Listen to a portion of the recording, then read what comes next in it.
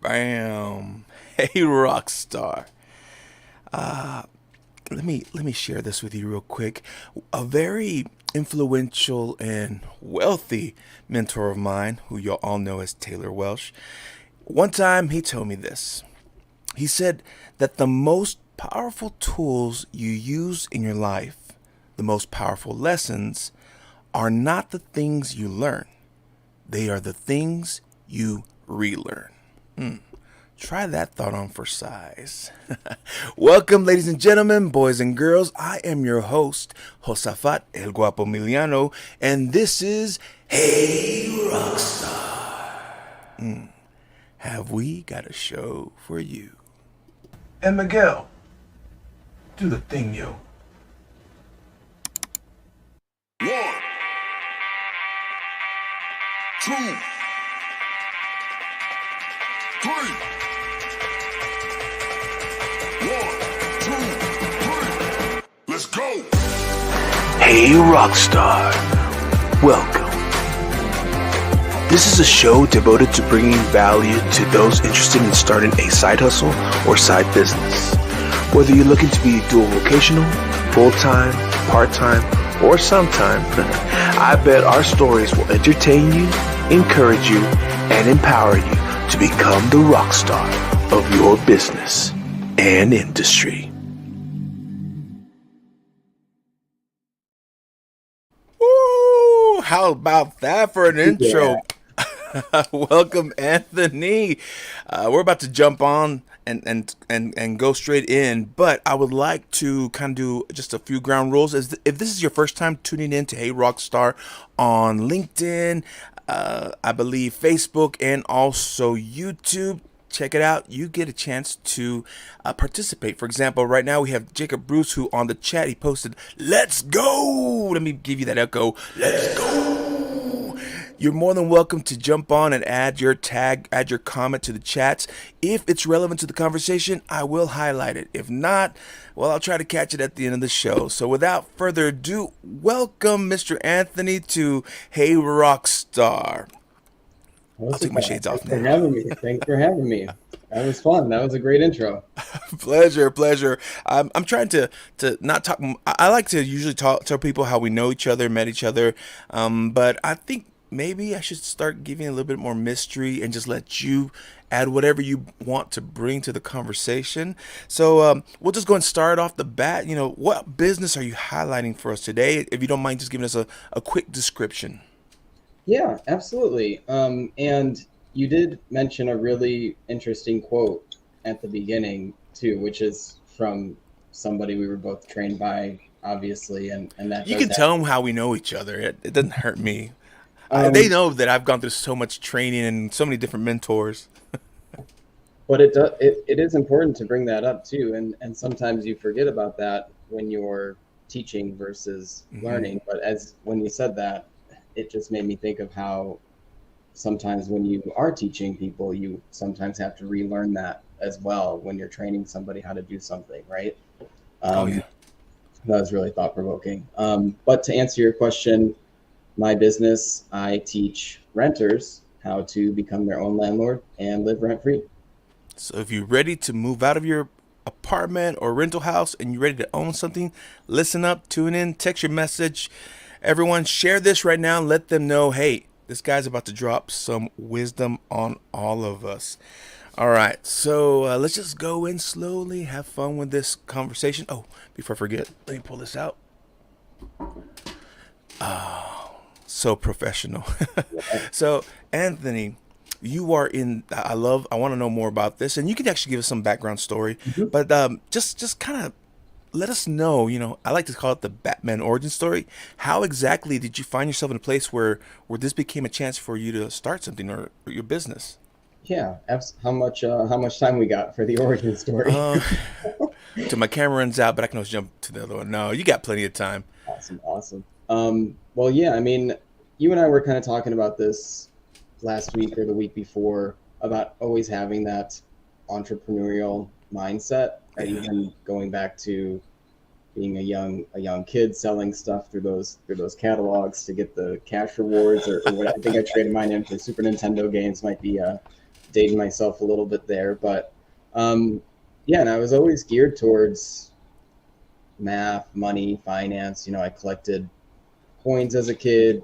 My grandma actually played a large role in that, teaching me about finance and how to invest and stuff like that. Um, but then I ended up taking a more traditional route, went to college as you're supposed to do, got a job in corporate finance. So I majored in finance and economics because that's, again, what I've always been geared to.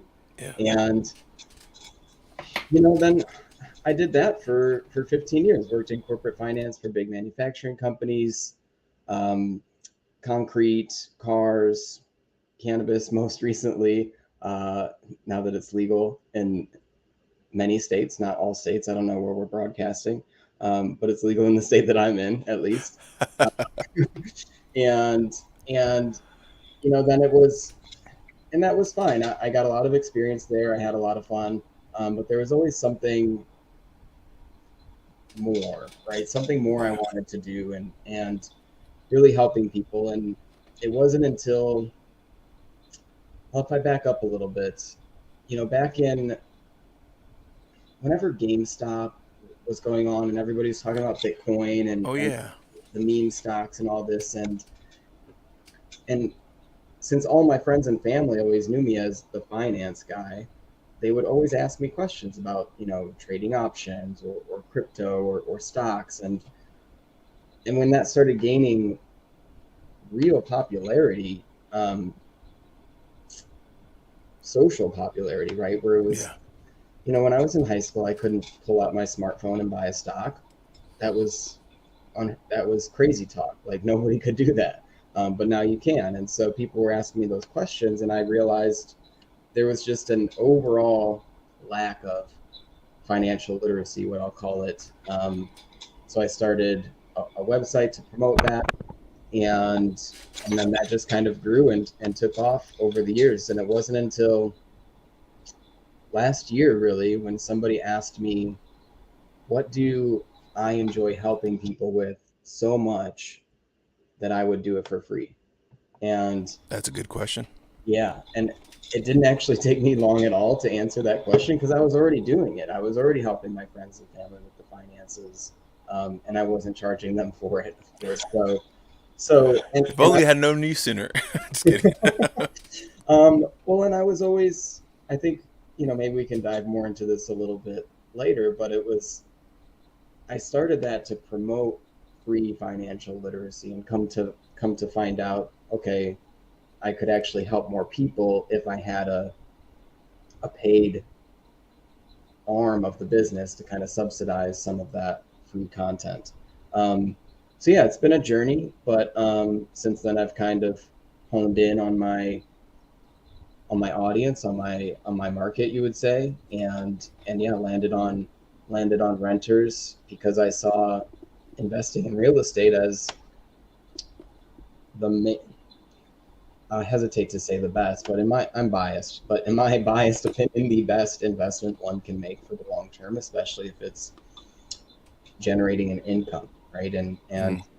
I quantified up, I rented back in the day for many years. I quantified how much money I'd spent on rent, just giving that away to my landlord at the time, whoever it was, not building any equity, not building any wealth.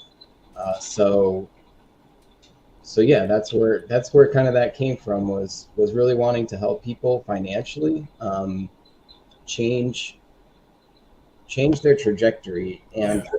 for me, it was when I purchased my first multifamily property with somebody else's money. Uh, that's where I was like, oh, okay, this is it. Just that light bulb just clicked for me, right? And I think when I talk to people about that too, I can see that light bulb click in their face too when I tell them about how easy it is, how it's really not that hard. You don't have to be super rich to get started with it. So yeah, hopefully that answers your question. I know I kind of went a roundabout way there. Oh no, no, it makes sense because you're talking about what first caught your attention as a kid, and I think I shared this story with you, and I'm just gonna go and share it again because I'm not sure if I might have to put on my daily talks now. I'm trying to do the daily storytelling Hmm. leading up to my speaking event, but this I remember I was filling out some kind of like I was at a meet and greet or something, and one of the questions was what was your first job? When you're growing up, everyone assumed. And I was immediately going to put, like, I worked at Bell's Clothing Retail. Because that was my first job. I was like a senior or a junior in high school. And I Yeah. had just got of age that I could drive on by myself. And I figured that'd be a cool little job to have. And I was about to write that down, but then I had a flashback like, wait a minute. If we're really breaking this down, I remember as a kid in the library, I found a recipe for how to make homemade lollipops, and I told my cousin about it. So we got together one Saturday and we made them. And then after that, we're like, "Hey, let's go around the neighborhood and sell them." And we did. We went around selling our, our suckers, and we wound up selling out. But and so I was like, I guess even as a kid, an That's awesome. entrepreneurial habit has always been there, to make something Right. and to see if that product takes. And apparently they did take off at first.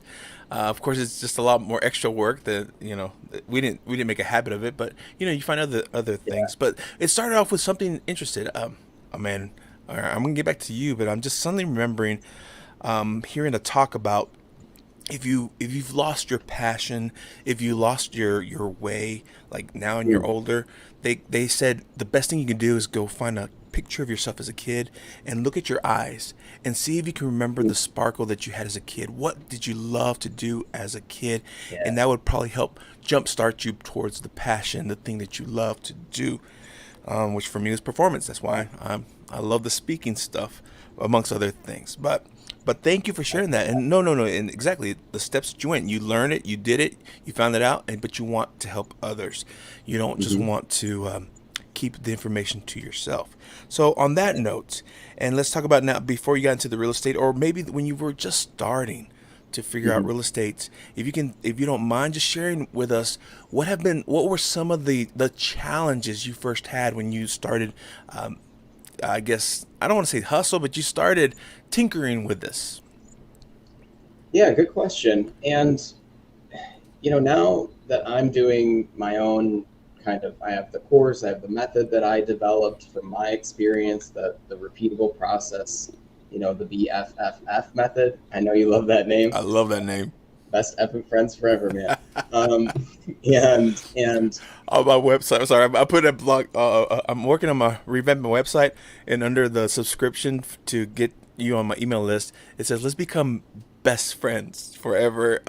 Click, give me your Right, email. And once you click it, it says we are now besties for resties. nice. I You love might that. have inspired me. No, that's awesome. I'm glad. And I don't have. I'm a finance guy. The marketing thing's really not my jam. It didn't take me too long to come up with that one, and it was kind of a play on the, if you're into real estate, the BRRR. Mm, Um, what so is that? it's buy, renovate, rent, refinance, repeat. Now And we know. yeah, so that's a good method to generate significant return on investment within your control, right? We could definitely dive into that a little bit too. So I developed that method from my experience and what I went through, and doing it again, making sure it's repeatable. Like, okay, this makes sense. Now I can take somebody that was like me maybe 3 years ago, right, and guide them through that process so they don't have to go through the challenges that I went through, so they don't have to make the mistakes that I Yeah. have, right? Um, and for me, what really, I didn't know that I was trained in finance in college. They didn't teach me about real estate investing, right? Which was No.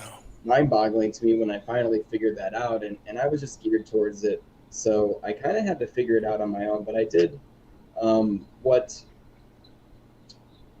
What turned me on to the idea was when I was renting, and the landlord had bought this $1.2 million home, and he wasn't, you know, doing any crazy job where he seemed rich. He was a union worker and had a couple kids, and I was renting a decently priced apartment at that time.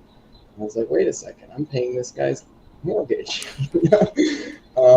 So that's what turned me on to the idea. And as far as challenges, for the biggest challenge was, and I think that's why it's the first step in my B.F.F.F plan, is budgeting, right? And saving up for that down payment. Once you can get over that hump, the rest really falls into place. But I just had to get aggressive with it and save up as much as I could, as fast as I could, as quickly as I could, to acquire that asset sooner rather than later. So yeah, that was the biggest challenge for me with the first real estate deal, was just saving up for that down payment. Did it take you long once you had your plan? About 6 months, and then as I'm going through that, come to find out, you can you don't have to use your money to to invest into real estate, right? So there's seller tax credits you can take advantage of, promissory notes, seller financing, all these different options you can use. So when I closed, they actually cut me a check at the closing table. Nice. It wasn't a crazy amount; it was like $800, but still, they That's a paid lot me. of tacos, bro. Yeah, they paid me to buy that house, and that house generates or that building really generates an income every month. All right, so you hear that, folks. First of all, there are deals there that you can actually make money by spending someone else's money to buy an asset. So, if you want to learn more about asset accumulation, especially in the real estate factor, go ahead and start marking my boy. Start Googling him. And if you don't know how to reach him, well, you can start through this video and you'll find links to his stuff. But no, that's good. That appreciate you sharing that little tidbit.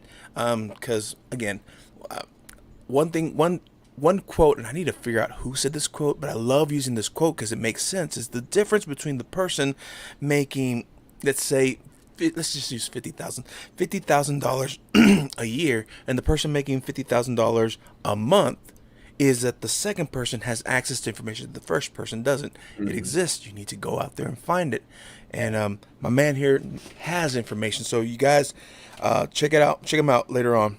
So let's go on to the next thing. So If you've I already started this. Oh, what's that? could host a thought about, I read this story the other day about Warren Buffett and Ooh, him when he was younger, and I think maybe this could help a lot of people thinking about the concept of using someone else's money, right? We call this leverage yep. in the finance world.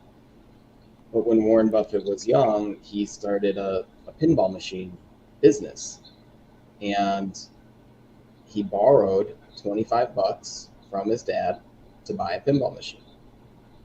So he took debt to buy that asset, we'll call it, that paid him, right? He used that money to pay back the debt, buy another pinball machine. Okay, now, and then he was putting these in like barber shops across his town and in his neighboring towns.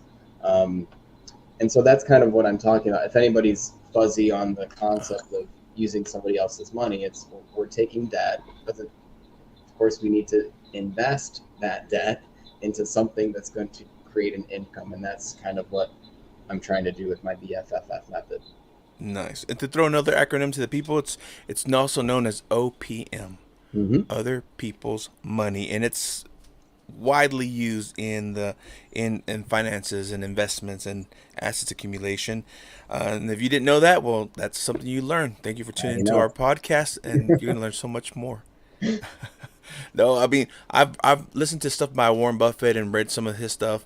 Also, Robert Kiyosaki is another guy that I like to read Mm-hmm. on, among some other. Oh, I, oh, I brought the book, but because I headed somewhere else, but we were talking last time, and I wanted to share a book of a rabbi that I love listening to, Rabbi Daniel Lapin.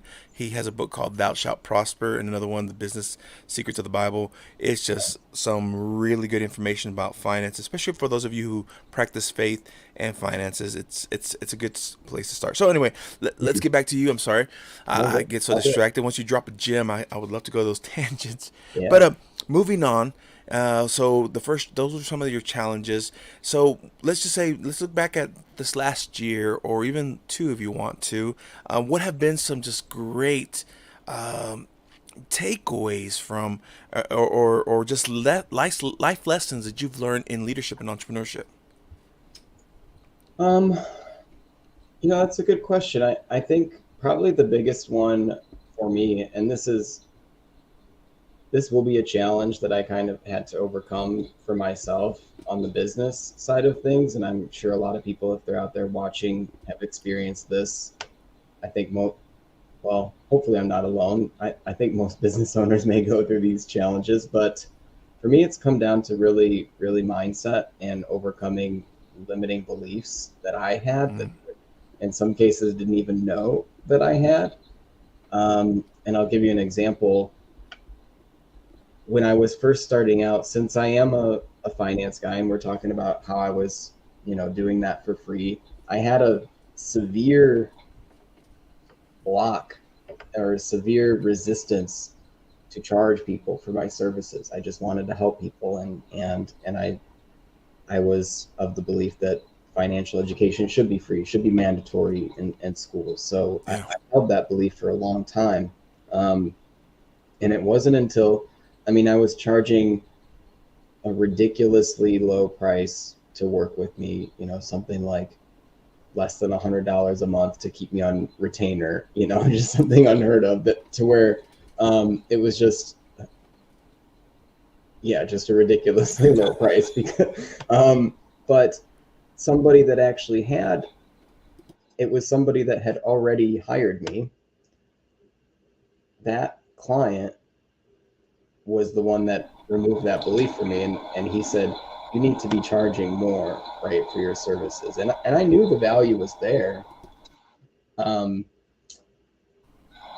but it was when folks are saving up for the down payment, I almost felt like charging too much would move them in the wrong direction, take them away from their goals. But it was this client who told me, actually, I would much rather invest, right, going toward the consumer mindset versus the investor mindset. He said he would much rather invest and have to save up for another 1, 2 months than to potentially make a mistake without having me there, to guide him through that process. So that was one of my biggest um, kind of aha moments this year, right? Is overcoming that, first, becoming aware that limiting belief existed, right, and then being able to kind of overcome it. Um, does that answer your question? It did. I'm hearing a weird noise, and I'm not sure if it's on my end, but I think if I turned off, it was just throwing me off. So I had my muted. I Well, didn't no, hear actually, you. that is the first thing that every business person has told me that they've struggled with is they had to grow into the person they wanted to become, and that starts with mindset, limited beliefs. But it also, yeah, it's true about how there's another quote. Man, I love that we can throw quotes at each other. But I believe I want to say it was in the Proverbs, but someone reworded it where it says that the fool learns from experience, but the wise learns from the fool's experience. Yeah, And that experience alone is worth a lot of money that people would willingly pay right. to avoid time wasted, to avoid time. That's why they other people have said some of the best investments, or Taylor Welsh has said it plenty of times. Some of the best investments that you can do is mostly into yourself, and that's by educating yourself, finding the right education to learn something that you need to move forward and quantum leap, rather than to waste time and figure it out. I mean, you can do it the free way, and it's going to take time, do the research, or hey, we figured it out, and just follow the system we already laid for you if you want to quantum leap. Of course, some people, they love the whole learning by experience. Right. Maybe I'm one of those guys sometimes too.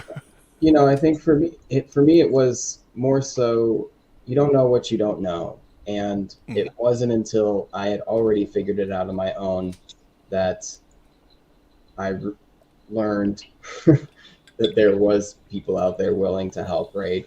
And um, and decided to become one of those people myself. So it was I guess not really an obstacle, right? But it's more learning from others' mistakes. Yeah, Donald Trump said that it's always cheaper to learn from somebody else's mistakes than your own. I think I was just more going back to always I being like that. I was always being the finance guy, so like I was drawn to it. I was like, I can figure this out. I Mm. know how to do this. Math, finance, that's my thing. Um, Come to find out, it's a lot harder than you think it is going into it. No, I'm now I want to look up that Donald Trump quote and use it in one of my shows and see how many people I Yeah. lose. No, just kidding. But oh, that reminds me of another thing that I struggled with. And I remember when Taylor talked about this, but there was something I heard way before he put something out on it. But it was on and sometimes I forget about it. You know what? You know what? Let's just not go back to that. But it's imposter syndrome. There we go. I always Mm, forget the word. yeah. Imposter syndrome is also something that a lot of great leaders struggle with, or if you're doing something great, you struggle with. Just out of curiosity. I mean, you've paid for your education outside of university. You Yeah. you you've Of you've course. invested into yourself, into learning things, Mm, and I had to think of this way, like if whenever you heard of a program that you like, I want to try this out, even if it was like a couple of thousand. mhm. How long? And if you had it or you don't have it, I mean, if you don't have it, that's kind of part of the struggle. But if you did have it, how long did it take you to make the decision? Like, no, I'm gonna get it. I think I've always been a pretty calculated decision maker. Now, people sometimes think I move fast. When I do move, that's probably because I've been planning and thinking about it before they Mm-hmm. even knew, for like the last 3 months. And then I'm like, I'm doing this, full speed ahead. Um, so yeah, I'm the kind of guy that like when I was buying my first plasma TV back when they still made plasma TVs and they were really cool. And I actually really missed that TV. It finally gave out like a couple of years ago. Uh-huh. But I did so much consumer report research into that big purchase, which was, it was like a 3D TV. It was a couple grand back in the day. This was a big purchase for me at the time, just being broke out of college. Yeah. Um, and I did so much research into that. I was at the point where like you could tell me a model number of the Samsung TV and I could tell you exactly like what that model number meant because I was doing so that's the kind of Gotcha. consumer I am, right? if that helps you. Um, I kind of am in the same boat. Like usually, whenever I call to inquire about something, because I've already kind of made in my mind, I want to mm, get this. yeah. And okay, oh man, I'm gonna share a story about me because I'm gonna have to use this in the reel. But it reminded me back whenever I worked for Sprint. If those of you who don't know who Sprint is, it used to be a cell phone company. They were bought out by T-Mobile a few years Boost, ago. remember But Boost? Sprint was pretty good here in West Texas, and I was working in the one Midland. But we had competitions, and they had a. The funny thing is, they had like the phones that were like really cool that everyone wanted to get, and everyone was trying to get those. But I had certain individuals that they were saying, well, they're cool, but they're actually crappy phones. They prefer another. They were biased and they had a preference to this other phone, and which was probably way better. At the end of the day, it probably was, the technology was better. The phone was sturdier, but people wanted this phone because it was flashier. And Right, so I learned that when people started coming to me to do a sale, they they when they would ask me what I thought about this, I was clever enough to, instead of start going to the features, I want to say, well, what do you want it to do? What do you want? mm, What is it you're looking for? And they would tell me, oh, I right, want this picture, this is, and then I would highlight everything they wanted on the phone that they've already kind of made up their mind they wanted. It's right, because it's easier to sell someone who's already sold themselves. And and while my colleagues were struggling to hit sales because they were too busy trying to convince them that this one's way better than that one, but like, you know what, the heart wants what it wants. yeah, If you, even if it is better and you convince them, at the end they might wind up having buyer's remorse and coming switching out later, and you lose that sale. So I'm just like, you know what? Instead of trying to argue with them, I want to point out, I want to know what they want, and I'm going to point out the good qualities of that product, what Yeah. they will get for sure. So I never lied to them. I pointed out the good stuff of what they already wanted, and it just made it easier for sale. And then I like, but if you really want a good experience, then you need these headphones, these Bluetooth, and with Mm. that phone, then you're keen. So you upsell them with that kind of Yeah. stuff. Yeah. I think Oh man, when I'm looking into different, because now that I've been in the obviously in the lifelong learner category at this point, I'm trying to find a new coach or a new mentor every quarter, give or take, depending on the mm, length of my engagement with that various program or course. And I look for people that I want to be like. Honestly, just I think surrounding yourself, what do they say? You become the five people you hang yeah. out with the most. I, So, I like to say you're the common denominator of the five people you hang out with. yeah. So, if I'm going to invest into something and be giving my time with that person or with that group of people, that's usually what I'm looking for more so than like price or features these days. Can I ask you this, Anthony? And we're going off script here. It's okay. When it comes to seeking mentors, do you specifically just stay in the realm of real estate, or do you seek mentors in different areas of life? Um, Definitely different areas of life, yeah, and mainly business, right? We're Gotcha. on the business call, so I'm looking into areas of marketing. I'm looking into areas of sales, of software, um, systems. Now, you know, I read a lot of sci-fi, so AI scares the crap out of me. But I'll probably get into that next, And honestly, just to see what's because I'm letting it cool off a little bit now. There's a lot of hype, and so like again off topic, but everybody was talking about threads, that yeah, yeah, Facebook thing, whatever, and I haven't heard anybody talk about it in a while now. And I just kind of ignore that stuff until it seems like it's going to be here to stay for me. I do believe AI will be here to stay.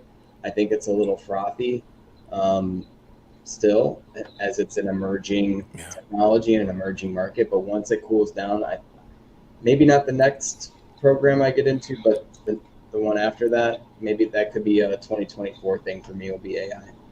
It's funny because, like I was telling you earlier, I was actually on a call a few hours ago with Ed Milet and some other leaders in the industry, um, in my industry, and they actually mentioned AI. He Mhm. actually said within the next 2 years, you need to at least get Yeah. enough of knowing because it's something that's being used. So I'm learning stuff actually, and the speaker convention I'll be at in 2 weeks, they have someone bring coming in who's going to be teaching us on the power of using AI in promoting our businesses and such. Yeah. So I'm at least I'm open to learn about it. I have dabbled a little bit, but it's just me being a natural creative. I feel like I'm in competition with the AI because like I want to be a natural copywriter. I want to come up Right. with witty sayings. I used to be a wizard with my words Mm. when I used to read a lot more. Now I'm kind of just due to time, it's easier for me just to listen to a talk rather than to read a book, Yeah. or listen to the audio rather than read a book. So I kind of need to go back because something about reading helps me put words in the right place, and I noticed that. But Yeah. still, yeah, I kind of feel like 100%. a little competitive against AI. But no, I see it's something to learn, at least definitely to learn. Everyone's talking about it. But right now, it's funny that you mentioned Threads because you remember when Clubhouse was a thing. Yeah, I that was a I big love Clubhouse, but yeah. I'm sad that it didn't last. Right. And I mean, I think if I'm gonna, since it is so new, like, how much of an expert can somebody really be in That's it true. right now? Like, if because we were talking earlier about taking that quantum leap, getting to the next level, working with somebody that was you 3, 5 years ago, right? That Yeah, took you through that journey, and they can drastically accelerate that timeline. We're shrinking that timeline down pretty far here with the AI thing. that's Like, true. okay, that person is probably still figuring things out as they go. So I'll let them hit the bumps in the road. Then Get the I'll kinks out let of the them. way. Yeah, yeah. Well, let's see what we got here. Man, you mentioned something else here. I want to, if you don't mind me, let's revisit the mentor part. Mm. Like you said every quarter you seek a different mentor or new mentors. Not necessarily mean you change them out, or maybe you do. I don't know. But when did that become something important for you that you realized this is something worth investing in? It would have been, I'll say late 2021. Mm, Um, after I decided to, after I'd already kind of started Coast to Coast Finance, started putting out content, and started realizing, okay, people are running businesses online now, right? After COVID, everybody's locked down. Um, and and I think I had been stuck in corporate America for a little bit too long, right? I mm, got comfortable there.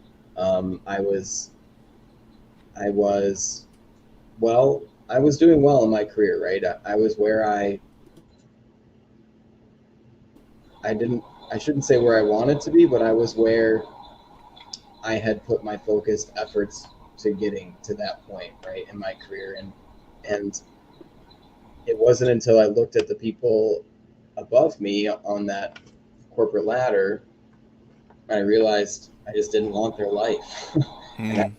that was a really hard decision, right? So when I was like, man, the path that I'm on, the path that I've been on for 15 years is no longer the path I want to be on. Oh, crap. So then when I started realizing I could hire coaches and mentors, I didn't even know that was possible because I don't know. I just didn't know. You don't know what you don't know, right? That So is true. when I was able to level up that quickly by going through a process, it was almost like being back in school for me, which I always loved school. Um, Okay. and so that's kind of what it comes down to is I can have a focused effort. My little brother did the same thing. He didn't go to college. He went through a computer coding boot camp, right? 6 months, got his certificate. Wow, Uh, that's impressive. yeah, and I'm jealous of him because he didn't have any college debt, right? I didn't have access to a boot camp back in the day, or if I did, I didn't know about it. It certainly wasn't online because, again, I'm dating myself, but Facebook and all these, YouTube wasn't even like a thing. I'm thinking about now. Is there one now? I mean, I guess there's people with their programs, but like a literal boot camp. There was one thing that when I was in Nashville, first moved to Nashville, I went to what was it called? It was real estate, but it was more learning on how to flip houses or how Yeah, to do stuff. And I forgot the almost like guy's name, but a the seminar or something. I went to the free meal. You know, you go, they sit you down, they schmooze you, and then they like, hey, but if you want to know more, it's $1,000 more to go to this Right. 2-3 day event thing. And I like, you know what? I'll pay for it because again, going for gurus and learning stuff from other people. I remember I did I paid for a small course with Ty Lopez. You remember that guy? Yeah, And name rings a bell. no worries. His main thing was, I saw him originally on TED Talk that he talked about the 33%. You know, everything's 33, 33. You know, you spend 33%, or we're talking about mentors. You know, 33% of people you pour into, 33% of the people around you are your equal peers that you kind of Hmm. sharpen each other, and then 33% are people that are about 10 plus years or you want to be and they become your mentors, but not Yeah, necessarily do you have to meet them face to face. It could be through reading. So he pushed reading and he read a lot and actually encouraged me to develop my speed reading skills a little bit better. But he's just a lot of information from all the reading, but he always mentioned that that one of the best things when people say you got to pay yourself forward or you pay yourself first, the yeah, reason why you pay for yourself first is you keep money that's there for an opportunity, right, especially when it comes to chance to invest in education. So I always had the money there, like, hey, 1,000, I'll go to this talk and you learn more. And of course, there they want to sell you the bigger package where you go to their boot camp, and this guy was going to walk you step by step how they find right. properties, how they also have their network of investors, and you flip the houses. Like it sounds fun, but I even went to I flew down to San Antonio once because I had a family member, my brother-in-law. his brother started a wholesale business, Hmm. and I wanted to just they were getting into him and his son, and I've known them since we used to play music together in a band not too long ago. But I went to talk to them, pick their brains, and they taught me everything. They taught me what they do, how they go, and they find the properties and such. And it looks cool. But Yeah. I thought to myself, I'm not sure if that's really what I want to do. Wholesale flip. I Right. rather just have the money and give you the idea and go. Yeah. And that's where I think when because I'm trying to actively seek Mm, the mentor or the program for something that I already know that I want or know that I need, yeah. versus seeing an ad or something like that. Like I always think too, like when I have a new goal or a new, especially in business, okay, did I come up with that idea or did somebody else like plant that seed? Like I always kind of think about where that idea came from. Is it something that I really want? Is it something that's really aligned with my mission, my vision, my values? Or is it just some kind of shiny object that I saw going back to the AI? Like I know it's there, but I'm not going to get sucked into that until I see it as something that I want or I need, right? How important is that as an entrepreneur to have your mission and your values? I had this conversation with someone else earlier this week. Yeah, I think it's critical. I mean, I think it's mandatory. Um, your mission, your vision should really, I almost think of it in reverse. Like your values should shape, right, your vision, and the vision, then you have a mission to achieve that vision. But all those things work together. I think if you don't have core values, you're lost. That is excellent point. That's powerful actually, because that will help you from, or first of all, from falling into scams and falling into things, because you know what you want, what you really want.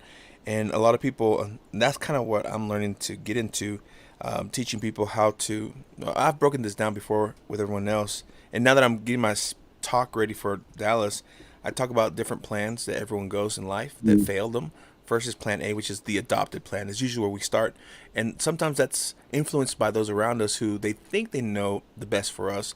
And they just assume because of the giftings we have that this is what we are meant to do. And they can be pushing enough that you kind Mhm. of stop being true to yourself and just Yeah. kind of follow everyone because you're trying to please the people. But once you go return back to the child, return back to what turns you on, and re-concrete that Mhm. foundation, like this is me, this is my boundary, my healthy boundary that I Yeah. refuse to cross, because this is what I'm going for. So no, that's powerful. And that comes with mindset, that comes with solidifying who you Mhm. are, Mhm. and things. So I'm just glad that tends to be like the overall, everyone kind of shares the same thing. It all starts with your mindset, and of course, the conversation that I had last week with another business person. She was saying that is the values. If you got to go back to your values, know your core Mhm. values, and Yeah. like, you know what, I like that idea. So that you said that, it just confirmed some things. Sorry, I'm geeking out. I'm learning so much from this. Appreciate you. Oh, I'm glad. I love that we're able to kind of like riff and jam on some of this stuff. And I think I'll share a quick story related to real estate investing and mindset is for anybody watching. I was up at this conference in May.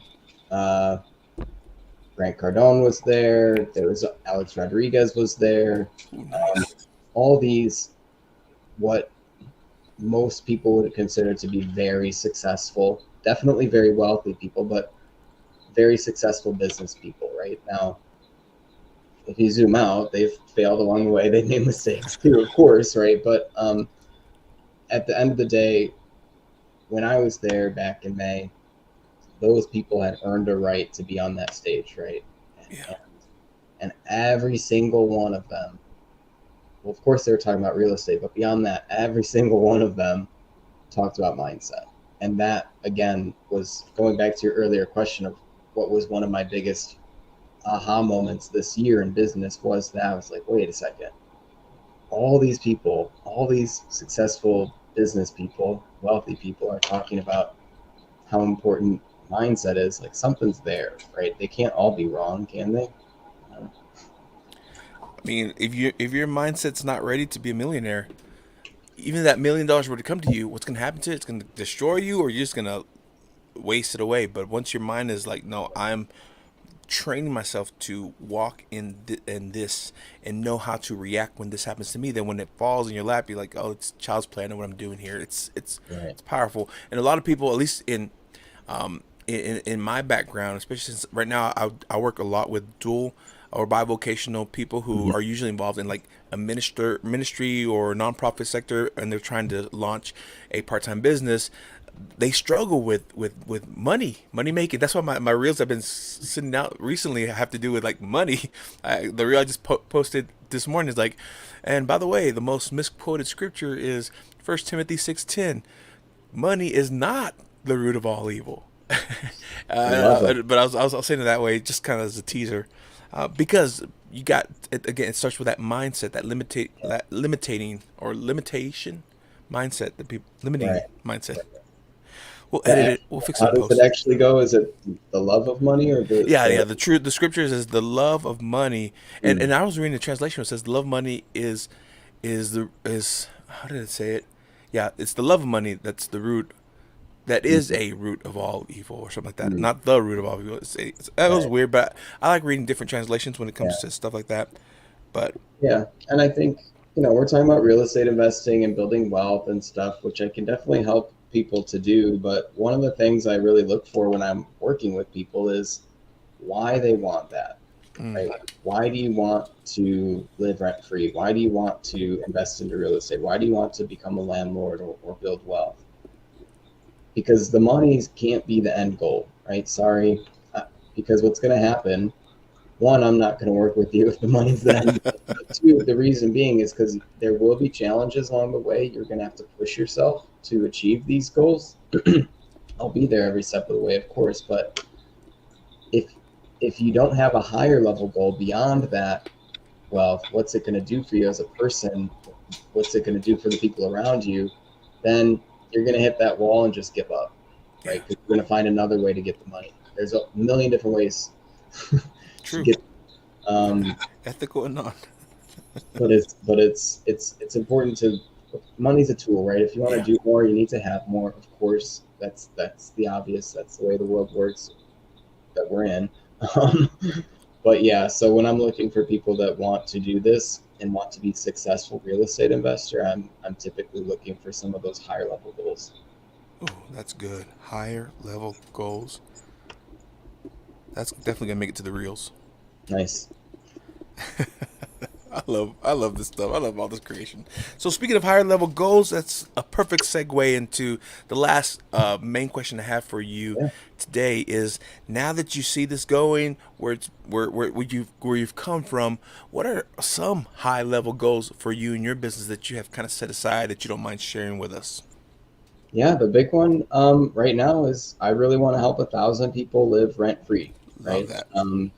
And that's the macro, right? Getting down to the micro. If I can, help one person a day, if that takes 3 years, if I can help one person a month, that takes, well, I probably don't have enough time to do that. I need to help more than one person a month. I'm not going to live to 110, but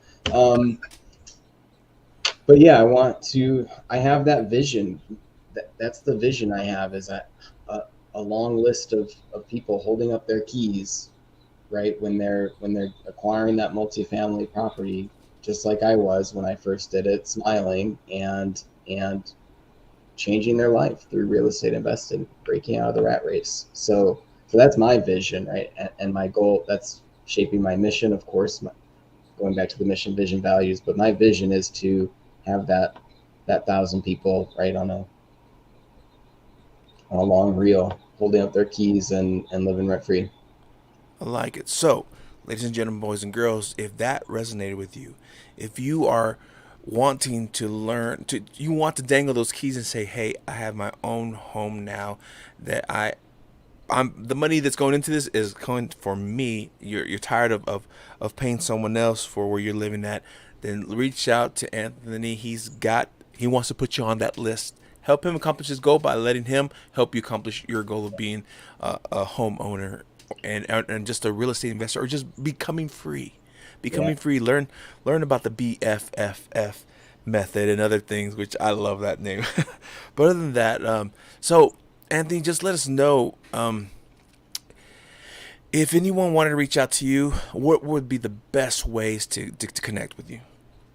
Yeah, the best way, if you want to learn the B.F.F.F method, happy to share that. Happy to jump on a call, dive into, again, make sure you're actually in a position where I can help you do that, by multifamily real estate that pays you to own it, right? Like, owning is one thing, but having an income generating property, that's really Mm-hmm. what it comes down to, so you can live rent free. Like, I still rent an apartment. I just have because I just have real estate that profits me enough to where I don't have to worry about the rent, right? So, because it Yeah. makes sense for me at this time. So you don't always have to live in the property that you buy. But anyway, to answer your question, best way to get a hold of me, if anybody's interested in learning about that, is really Facebook. I'm always on Facebook. I have a group. You could find me. It's my name, my public profile. I think it's Facebook, Anthony.Peltier.finance guy. So you can find me there. And by Um, the way, he has weekly training calls, mhm. Zoom calls on his Facebook group. So I encourage you guys to jump in and join his Facebook group. Um, I was able to jump on once. Maybe I need to catch a few more. Do you have a certain time, or they've been random? Every week at Tuesday, 5 p.m. Central. Okay, perfect. Yep, I don't know why I thought it was on that's a a week. Saturday. Maybe I I used to jumped do on a it on Saturday. Saturday. I used to do it on Saturday, but people were, especially during the summer, everybody's taking care of their kids and this, that, and the other thing. So switched it to the weeknights, Tuesday, 5 p.m. And yeah, that's the B.F.F.F group on Facebook. You can find it just searching B.F.F.F. B.F.F.F. Uh, so too many F's. You're one F short there, bro. um, and yeah, request to join if anybody wants a more kind of hands-on tailored approach. Obviously, that's what my course is for, to kind of take you through that process where I'm working with you with the worksheets and all of that. But I'm happy to have anybody in the group if they just want to jam and talk about real estate, right? See if Talk about money. Talk about real estate. Talk about anything. Well, not anything. I'm not sure if you know how to farm. I don't really. no, but I mean, I am even beyond the real estate. I do some other business consulting. I'm working with the ag tech startup. Oh It's wow. going to be, I have an NDA with them, so I can't say too much, but it's going to be exciting to see that come to fruition. I am where it's intended. Perfect. Well, then we'll look for a future episode. Well, ladies and gentlemen, boys and girls, thank you for joining us today. This is episode 86 of Hey Rockstar, featuring Anthony. I hope I don't mispronounce your last name, Peltier. Nailed it. Woo! He's the founder of Coast to Coast Finances, but also the creator of the MFFF method. I think I said enough there. Please, if you have any interest, any desire to learn anything about real estate, especially real estate investment, multifamily home investment, or just learning the freedom to buy and own different assets of that kind, reach out to him. My boy knows what he's doing. Any last thoughts before I close this show? No, just thanks for having me, host Pat. This was a lot of fun. Yeah, let me put my shades on while we close out. I really do appreciate it. Oh, I'm glad you can come on, and I know that a lot of our fellow spa people jumped on too, or are gonna watch this later on, and I need to reach out to a few of those who have gone their own way and Mhm. created some interesting businesses of their own. But yeah. So once again, thank you for joining us. Thank you for being here, part of us here at Hey Rockstar. And so we hope and wish the best. We hope that you found enough entertainment, you found encouragement, and you found empowerment to go off and become the rock star of your business or hustle. So until next time, much love and many blessings. All right, Miguel, you can shut this down now.